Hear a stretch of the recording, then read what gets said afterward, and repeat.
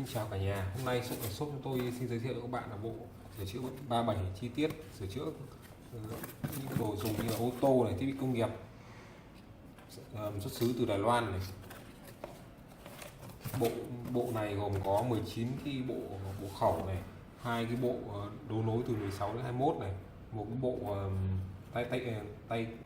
tay vặn này,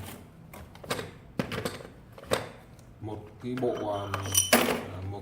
cái bộ để tay công này, vặn này, đầu đấu nối này.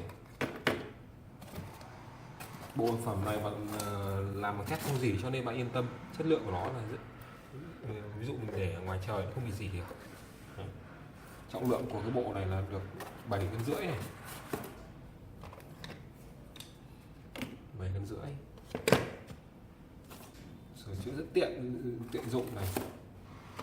Bạn có thể dùng tất cả từ 8 đến độ khẩu từ 8 đến 32 này, đều sửa chữa được tất cả mọi thứ, vừa dưỡng công nghiệp rồi nhà cửa có thể sửa chữa được. Dụ những cái ốc nhỏ, ốc nhức rồi là những cái bu lông nhỏ thì bạn có thể dùng cái số 8 này, còn những cái dạng to thì bạn dùng cái đầu 32 này. Đấy, để bạn đấy. Ở đây nó có hai chiều nếu bạn để chiều này thì mình vặn cái tay cầm này theo chiều này, bạn vặn ngược lại thì vặn thay chiều này.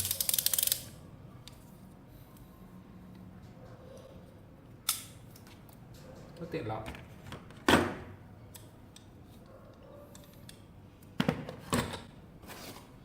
Bạn yên tâm chất lượng này. Xin chào các bạn.